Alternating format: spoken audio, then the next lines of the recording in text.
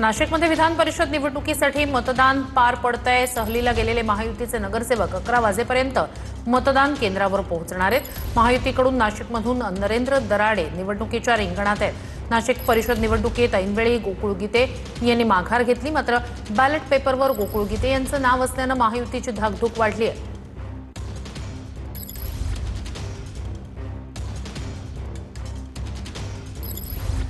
नाशिक विधान परिषदेची निवडणूक ही चांगलीच चर्चेत आली होती।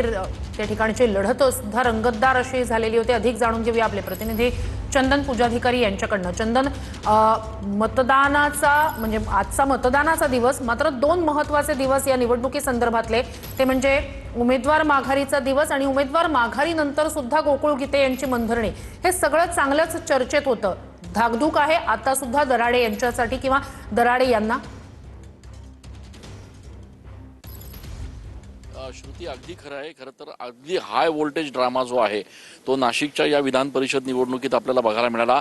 अगदी शेवटच्या मिनिटापर्यंत मनधरणी करून सुद्धा गोकुळ गीते यांनी माघार घेतलेली नाही आणि त्यामुळे आजच्या या निवडणुकीमध्ये बॅलेट पेपर जो असेल त्या बॅलेट पेपरवर महायुतीचे अधिकृत उमेदवार नरेंद्र दराडे हे तर असतीलच, मात्र अपक्ष उमेदवार गोकुळ गीते हे सुद्धा या बॅलेट पेपरवर असणार आहे आणि त्यामुळे साहजिकच महायुतीची धाकधूक जी आहे ती वाढलेली आहे। दरम्यान माझ्या मागे आपण बघितलं तर मतदान केंद्रावर तयारी पूर्ण झालेली आहे। साधारण 11 वाजेच्या दरम्यान महायुतीचे सगळे जे नगरसेवक कॅम्पसाठी सहलीसाठी गेलेले आहेत ते या ठिकाणी मतदान केंद्रांवर दाखल होतील। बॅलेट पेपरवर हे मतदान होईल आणि पूर्ण सर्व्हेलन्स जे असणार आहे ते या मतदान केंद्रावर या ठिकाणी असणार आहे। पोलिसांचा बंदोबस्त नेहमीप्रमाणे आहे, प्रशासनाची तयारी झालेली आहे। मात्र सगळ्यात महत्त्वाचा प्रश्न हाच आहे की महायुतीचे उमेदवार नरेंद्र दराडे यांच्या समोर आता शिक्के मारले जाणार का गोकुळ गीते जे अपक्ष उमेदवार आहेत त्यांना देखील आता याचा फायदा मिळणार? कारण महाविकास आघाडीनं या संदर्भात कुठलीही भूमिका स्पष्ट केली नाहीये।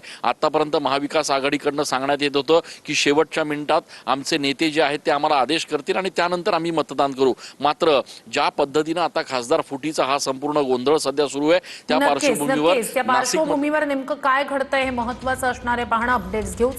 तुर्तास धन्यवाद।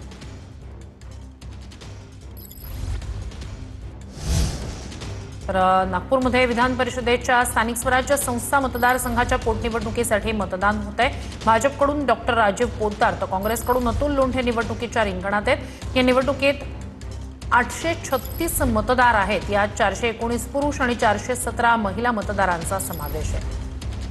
अधिक या सगळ्या संदर्भात जाणून घेऊया आपले प्रतिनिधी गजानन उमाटे यांच्याकडनं। गजानन, आज मतदान आहे, काय नेमकी सज्जता आहे?